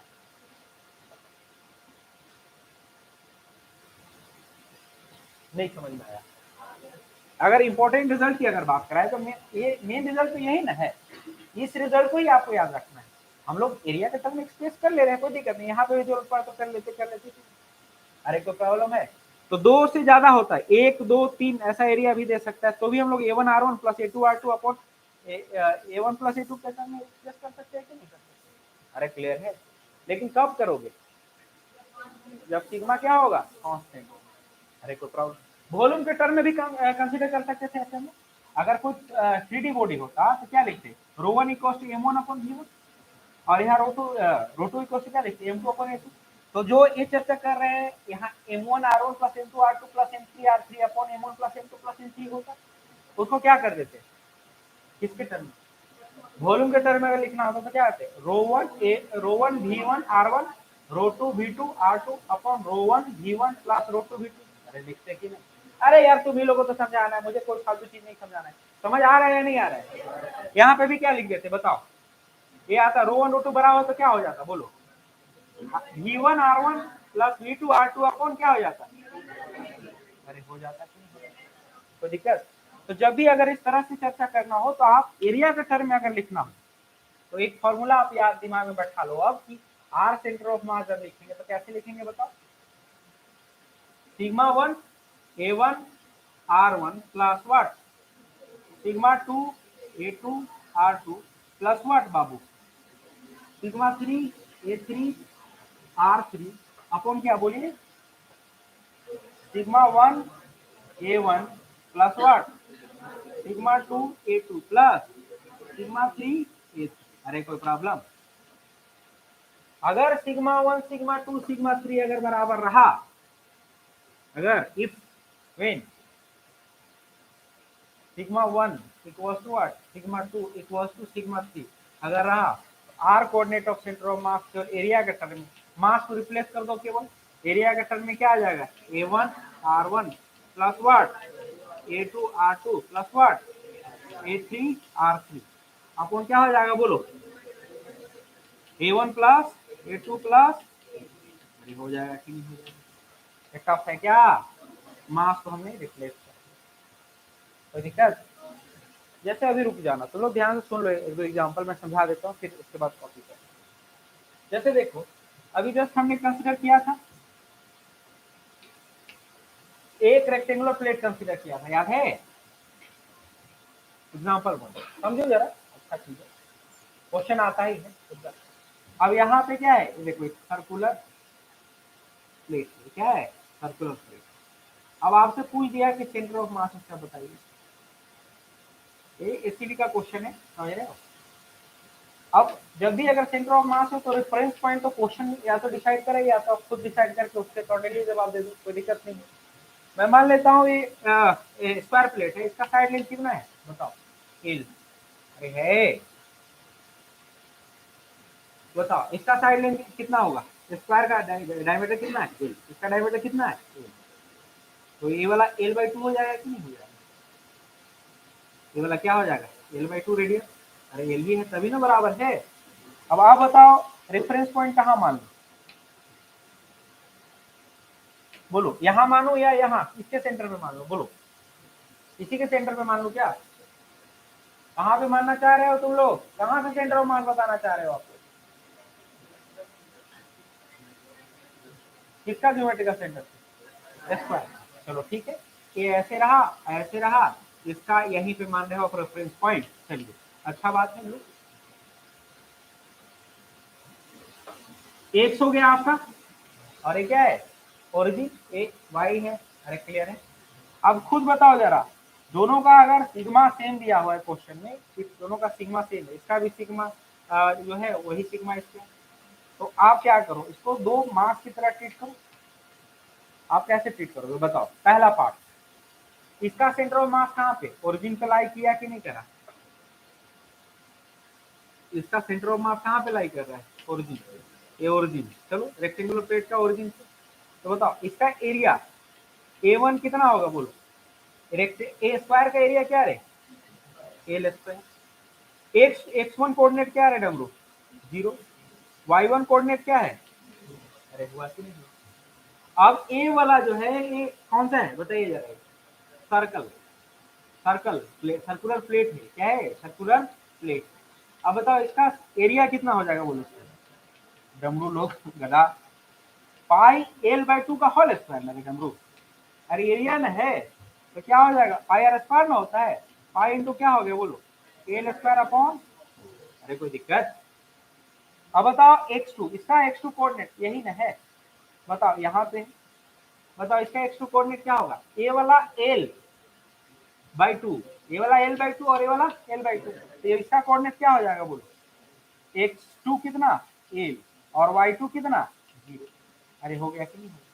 अब इसको दो मासी पार्टिकल की तरह ट्रीट नहीं कर लोगे, फॉर्मूला क्या पढ़ा करके रखा गया है बताइए जरा, x coordinate of centre of mass ही ना, एक स्केलर इक्वेशन किसके बराबर है, आर के टर्म में लिखो तो आर के टर्म में, या फिर जैसे लिखना है वैसे लिखो। आप बताओ भी जरा, r coordinate of centre of mass अगर लिखे तो क्या लिखेंगे बताइए, m1 r1 नहीं ना अब लिखना है, एरिया के टर्म में लिखना चाह रहे हैं हम लोग, तो क्या हो जाता है बोलो, a1 r1 plus what a2 r2 upon क्या a1 प्लस, क्योंकि सिग्मा क्या है दोनों का बराबर। बताओ जरा a1 l स्क्वायर और x1 i cap plus y1 j cap, यही ना, अरे 0 i cap plus what 0 j cap, अरे होगा कि नहीं होगा। प्लस a2, बताओ a2 कितना, पाई एल स्क्वायर बाई कितना 4। बताओ इसका कोऑर्डिनेट लिखने आता है कि नहीं आता है, r2, r2 कितना होता है बोलो, L I cap plus 0 j cap, अरे यही ना, अपॉन बताओ क्या हो जाएगा, L square plus pi L square upon, अरे कोई दिक्कत, ये तो खत्म मेरे डब्लू लोग, तो क्या हो जाएगा बोलो, pi L Q by 4 I cap upon, यहाँ एल स्क्वायर कॉमन लो तो क्या बचेगा बोलो, 1 प्लस पाई बाई 4, अरे बचेगा कि नहीं बचेगा। बताओ एल स्क्वायर से कटेगा क्या, ये उड़ जाएगा ना, तो बताओ क्या हो जाएगा बोलो, पाई एल बाई 4, अरे है ना, ये वाला भी 4 प्लस पाई नहीं हो जाएगा, ये 4 प्लस पाई अपॉन में 4 4 नहीं कैंसिल हो जाएगा, तो क्या हो गया answer, pi L upon pi plus 4। नहीं समझ, तो बहुत आसान से एरिया के टर्म में एक्सप्रेस कर सकते हो। अरे दो एरिया वाला बात है ना, आप क्या फॉर्मूला हमने लगाया, a1 r1 plus a2 r2। अगर आप चाहते हो कि सर मैं वेक्टर फॉर्म में ना करूँ, मैं तो हमेशा बोला हूँ कि कोशिश करोगे पोजीशन वेक्टर के टर्म में डिस्कस करना शुरू करो, थोड़ा अच्छा सोचोगे तभी ना, अपने आप को क्यों कमजोर रखना भाई, वेक्टर फॉर्म में करने से अच्छा होता है, बहुत सहूलियत होती है, इसमें कोई शक नहीं। आई आई कैप आकर के खुद ब खुद बता नहीं दिया कि कहाँ पे सेंटर ऑफ मास लाइन कर रहा है, देखो आई कैप है लगा हुआ कि नहीं है, तो बता ना रहा है कि एक्स एक्सिस पे है, तो पता भी चल जाता है, बातें कुछ नहीं समझना ये लगा। अरे कोई दिक्कत है, अभी रुके रहना तुम लोग, यहाँ तक दिक्कत नहीं होना चाहिए तो आगे भी दिक्कत नहीं होगा। एक एग्जांपल में तुम लोग को समझाता हूँ, ध्यान से सुनो। एग्जांपल देखो, ये क्या है सर्कुलर प्लेट है, कैसा प्लेट है, इसका मैं मान लेता हूँ डायमीटर कितना है, ए मान लेता हूँ, डायमीटर क्या मान ले रहा हूँ, क्वेश्चन समझो हड़बड़ाना नहीं। ये क्या है सर्कुलर प्लेट, इसका अगर आपसे पूछा जाए कि अभी अगर ये सर्कुलर प्लेट है तो बताओ इसका सेंटर ऑफ मास कहाँ पे है, एक्स है, क्या है एक्स डैश और ये क्या वाई और ये वाई डैश, क्या बोल दोगे आप, सेंटर पे है कि नहीं, अरे यही ना सेंटर ऑफ मास है। लेकिन अगर मैं चाहूं कि यहाँ एक सर्कुलर होल क्रिएट करा जाए, सर्कुलर होल क्रिएट कर दिया, लो कितना का, ये इसको काट दिया ऐसे, अरे काट दिया ऐसे, अब ये काट करके हटा दिया तो क्या बचा, बचा हुआ पोर्शन कुछ इस तरह का नजर आएगा कि नहीं आएगा?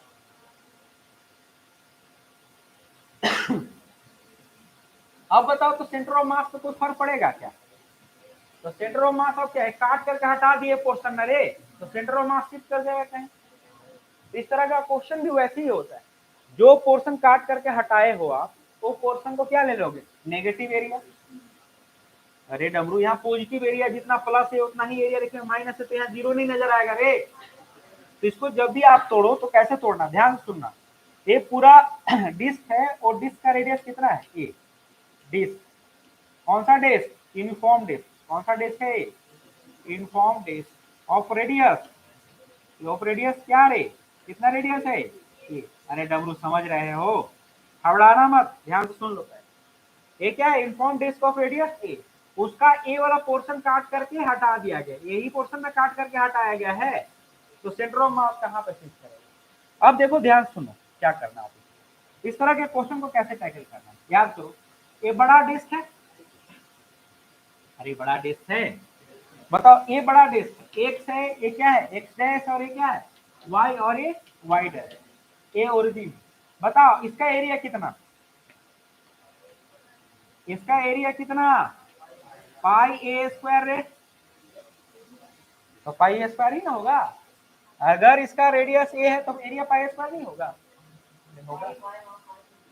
वो ये लिखा हुआ है इसके वजह, इस पर ध्यान मत दो, चलो सुधर ही जाएगा, कोई दिक्कत नहीं। एरिया ए1 क्या हो गया, पाई ए स्क्वायर, ए1 क्या हो गया, पाई ए स्क्वायर। बात कुछ समझ में आ रहा है। इसका अगर x1 कोऑर्डिनेट देखा जाए तो जीरो रे, y1 कोऑर्डिनेट देखा जाए तो जीरो। मतलब r1 अगर वेक्टर लिखना होता तो क्या लिख देते, बोलो, 0 i cap plus 0 j cap. आता है कि नहीं आता है, कुछ ज्यादा टफ बोल रहा हूँ क्या? अब देखो ये पूरा कौन सा था, ये प्लेट था पूरा, ये देख रहे हो ना, ये वाला पूरा प्लेट, ये पूरा कैसा प्लेट है, ये पूरा यूनिफॉर्म मास डिस्ट्रीब्यूशन वाला, अरे है। अब दूसरा क्या किया हमने, इससे हटाया है कुछ पोर्शन काट करके, तो ये पोर्शन काट करके हटाया हो कि नहीं आप, जो पोर्शन काट करके हटाए हो वो एरिया, उस पोर्शन का एरिया नेगेटिव नहीं हो जाएगा, तो जो पोर्शन काट करके हटाया उसका एरिया कितना हो जाएगा, A2। A2 कितना हो जाएगा बोलो, माइनस इसका रेडियस कितना हो जाएगा रे, a/2 ना, अरे नहीं होगा, तो क्या हो जाएगा, माइनस पाई ए स्क्वायर अपॉन 4। अरे नहीं समझ में आया, अगर दिक्कत हो रही है तो इसको अच्छे से लिख देता हूँ, लोग क्या हो गया, माइनस पाई ए स्क्वायर अपॉन, अरे हुआ कि नहीं हुआ, बात समझ में आ रहा है। चलो बताओ x2 कोऑर्डिनेट इसका कितना होगा, इसका x2 कोऑर्डिनेट क्या हो जाएगा बोलो, a/2, और y कोऑर्डिनेट 0 की नहीं, x2 x2 क्या हो गया, a/2। अरे होगा कि नहीं होगा, और y कोऑर्डिनेट कितना, y2 कोऑर्डिनेट कितना, 0। मतलब अगर r2 वेक्टर अगर मुझे लिखना होता तो क्या लिख देता हूँ, a/2 i कैप प्लस क्या 0 लिख दो। सेंटर ऑफ मास का ही ना पोजीशन पता करना है मुझे, यही ना रेफरेंस पॉइंट है, क्या है, यही ना रेफरेंस पॉइंट है रे बाबू। तो चलो सेंटर ऑफ मास लिख रहे हैं, फॉर्मूला पढ़ा के रखा गया है, बताओ r coordinate of centre of मास पढ़ा के रखा हूं मैं, क्या बोलो, a1 r1 plus what, a2 r2, अरे क्लियर है, अपॉन क्या a1 प्लस, कंफर्म हो कि नहीं हो, बताओ जरा, a1 कितना, पाई ए स्क्वायर है, r1 कितना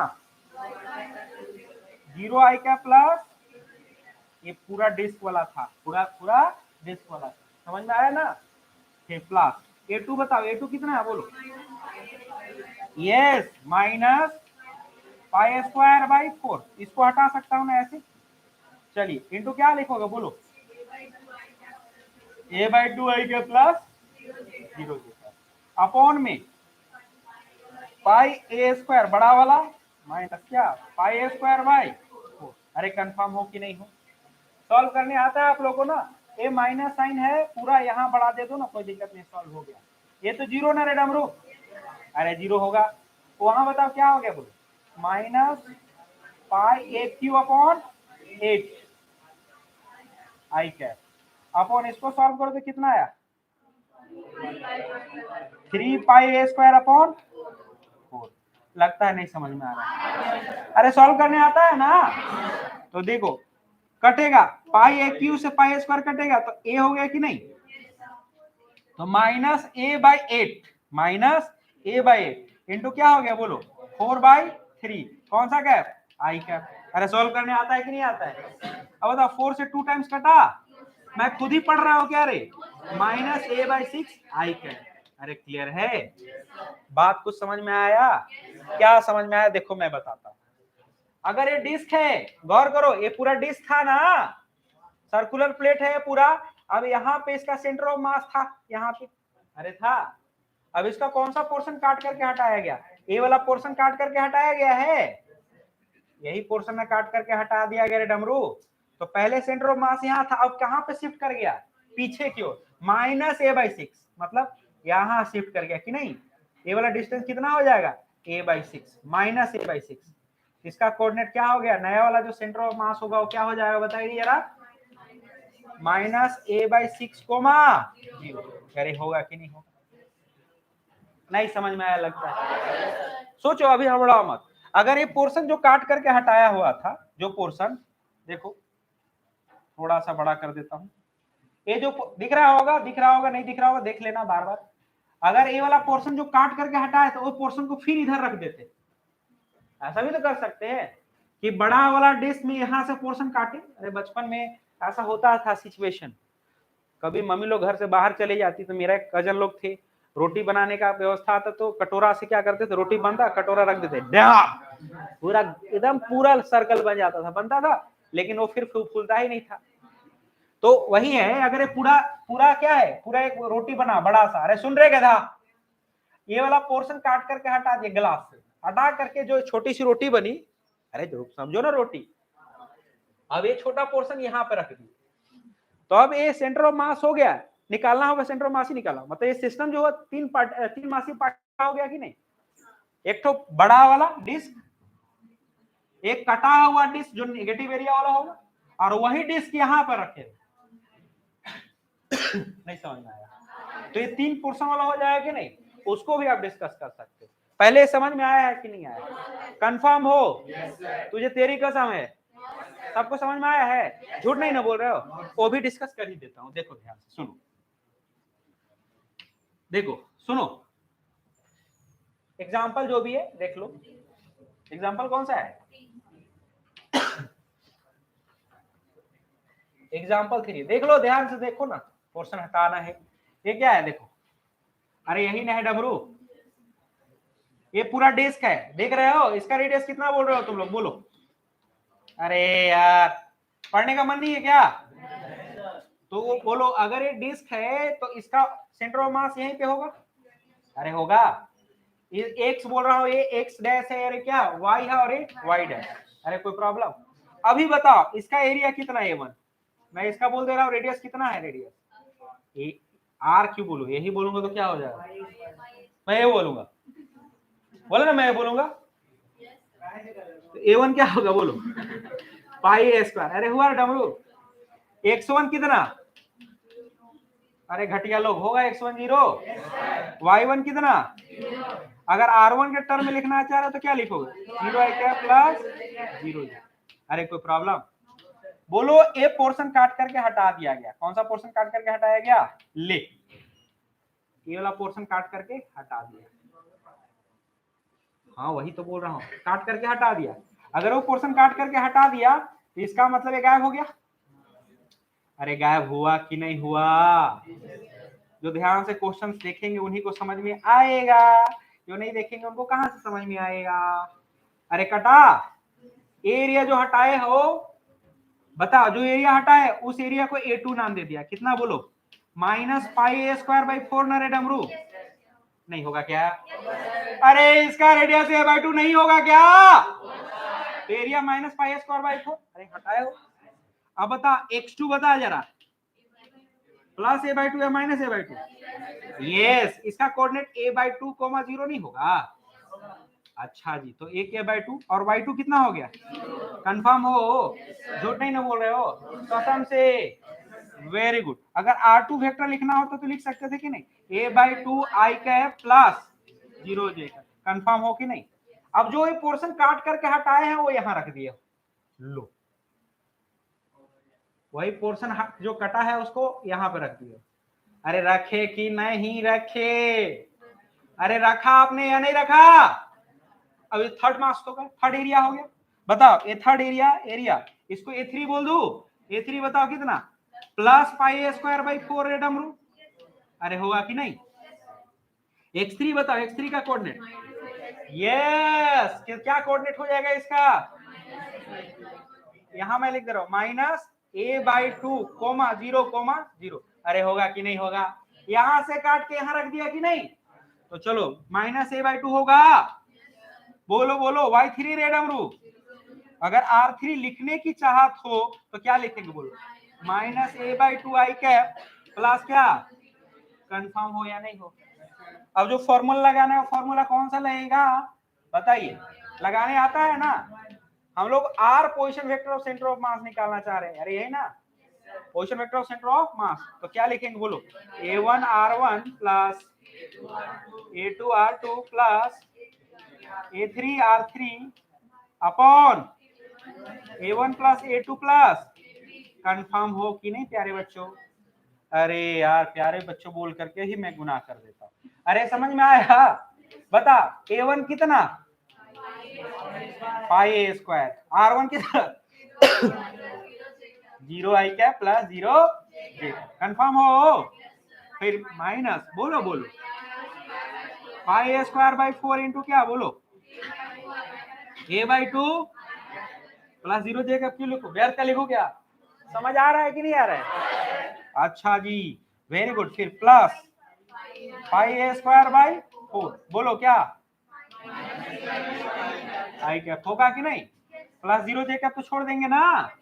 फिर बताओ a pi a square minus pi a square by 4 फिर plus pi a square by 4। अरे समझ रहे हो या रट रहे हो? जो कट रहा है काट दो। उड़ गया कि नहीं उड़ा? अरे उड़ा कि नहीं उड़ा? अब बताओ ये तो खत्म ना रे। तो वहां क्या बोलो? Minus pi a Q by 8। अरे नहीं होगा। Minus pi a Q by 8 होगा। वो भी minus pi a Q by 8 होगा कि नहीं होगा? अरे कोई problem? Minus pi a Q by 8 और minus pi a Q by 8 नहीं होगा रे। और ये क्या हो गया? आई कैप अपन में क्या है बोलो? कंफर्म हो कि नहीं हो? अब बताओ यहां से बताओ तो ये क्या हो जाएगा? -2 पाई a क्यू बाई 8 और नीचे पाई a स्क्वायर है कि नहीं है? अरे है या नहीं है? आई कैप कटेगा उड़ गया a, पाई से पाई उड़ा तो केवल a बचा रह गया। ये 4 हुआ कितना हो गया? -a/4 आई कैप। अरे कोई बात समझ में आया या नहीं आया? a 0/4 मत समझना -a/4 आई कैप समझोगे। अरे क्रिस्टल क्लियर है? क्लियर है? समझ में आया या नहीं आया? अरे आया या नहीं आया? इस बात को आपको याद रखना है। टफ है क्या? इसका मतलब क्या हुआ? गौर कीजिएगा, ध्यान से सुनिएगा। आप बड़ा वाला डिस्क था उसमें से एक छोटा काट करके हटा दिए। हटाए तो सेंटर ऑफ मास -a/6 पे शिफ्ट किया था कि नहीं? अरे शिफ्ट किया था कि नहीं? अब फिर ये वाला पोर्शन वहां कटा हुआ पोर्शन यहाँ रख दिए तो फिर सेंटर ऑफ मास इधर थोड़ा शिफ्ट हो जाएगा कि नहीं? अरे होगा कि नहीं होगा? तो -a/4 ये वाला अगर काट करके हटा दिए, ये वाला क्या किया? काट करके हटा दिया। ये काट करके क्या किया आपने? हटा दिया। बातें कुछ समझ में आई? और वही चीज यहाँ पे रख दिया। क्या रख दिया? यहाँ पे। तो सेंटर ऑफ मास कितना हो गया? माइनस में या प्लस में है? मतलब अभी भी सेंटर ऑफ मास किधर होगा? इधर ही होगा। लेकिन ए क्या होगा? -a/4 पे होगा। यहाँ से कितना? -a/4। कर लोगे कि नहीं कर लोगे? बातें समझ में आई या नहीं आई? झूठ नहीं ना बोल रहे हो? तो इस तरह का क्वेश्चन कर लोगे? Can I stop right now? कुछ होमवर्क देता हूँ, निकालिए बुक, मैं कुछ होमवर्क दूंगा, इसको कॉपी कर लो। अगर किसी को दिक्कत हो रही है तो बोलिए। ये समझ आया था कि नहीं आया था? अरे ये समझ आया था कि नहीं आया था? देखो ये समझ आया था। ये देखो नीट में बहुत बार पूछा जाता है क्वेश्चन, ध्यान देना। अरे पूछा जाएगा, ध्यान दे लोगे ना? ये वाला काट करके हटाया कितना है? एक कोई जरूरी नहीं कि रेडियस ए ही रहे हमेशा, कुछ भी दे सकता है। तो उसके अकॉर्डिंगली सॉल्व करोगे। नहीं समझ में आया?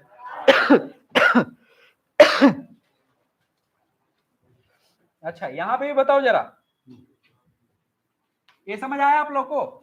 ये 3 सिस्टम ऑफ 3 मासिव पार्टिकल था ना? वो ये 3 वाला है, एक काट करके हटाया गया था, याद है ना? अरे पता है ना? चलिए आज के लिए इतना ही। Can I stop right now? Very good, book लाइए।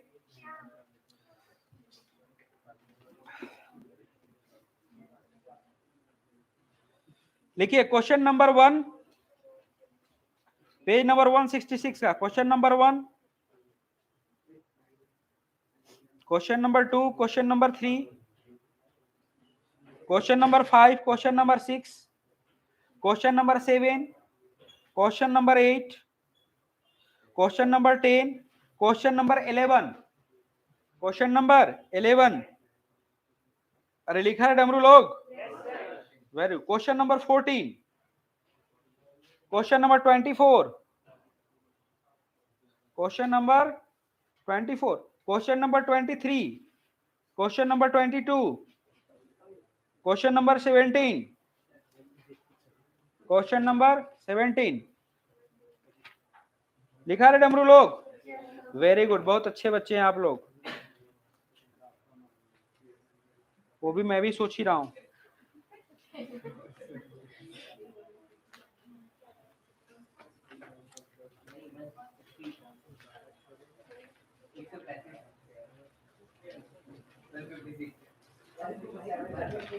चलिए ठीक है, लिख लिए बाबू लोग, और असाइनमेंट ग्रुप में चला जाएगा ना?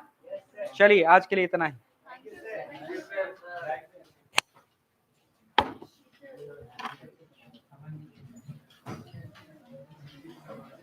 किसी को दिक्कत होगा तो बाहर आना।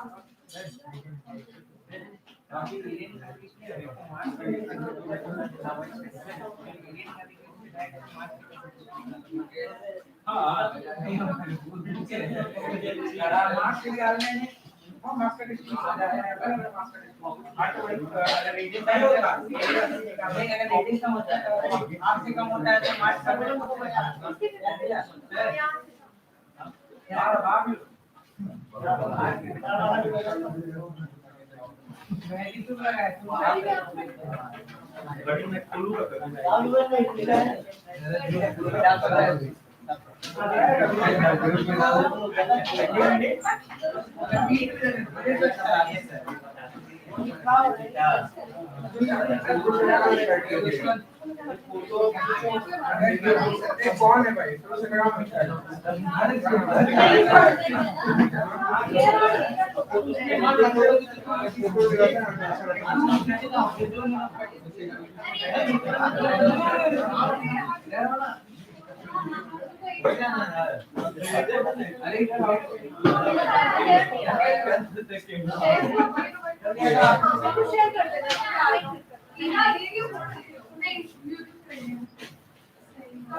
अरे मोबाइल पे है ना, मोबाइल पे है ना।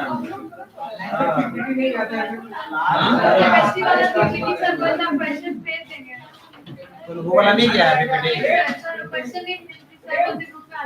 हाँ तो ना नहीं गया आंसर भी नहीं है हाँ नहीं मिलेगा आंसर की आप लोग कॉपी में लिखिए।